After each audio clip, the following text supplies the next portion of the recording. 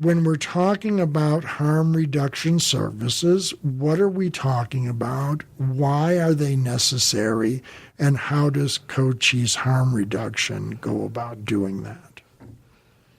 So, one thing that I love about harm reduction is that it's profoundly simple, yet super radical in our culture at the same time, right? So harm reduction in a general way, how we define it at Cochise Harm Reduction is that it's a set of strategies used to mitigate the harms associated with risky behavior. So when we talk about risky behavior, the first things that often come to mind for people are sex and drugs, right?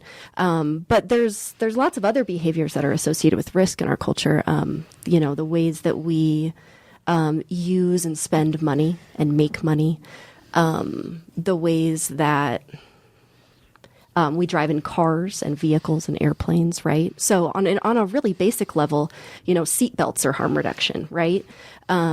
So at Cochise Harm Reduction, we're focused primarily on drug use and mitigating the risks and harms associated with drug use because it is inherently risky to use drugs.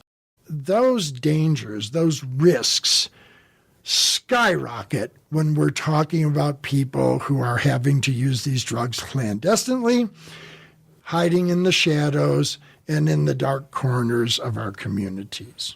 The criminalization of the activity is what creates a lot of the risk and a lot of the harm. There's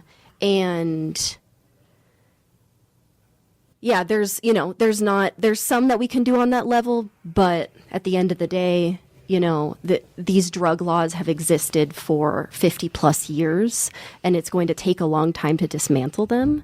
But, that is one of our end goals because we see decriminalization as an easy, maybe not an easy way, but a solution that is working for other countries. At the end of the day, the drugs aren't killing people. It's the stigma that's killing people. It's people using alone in their room, in the desert, wherever they are, by themselves, not telling anybody that they're using.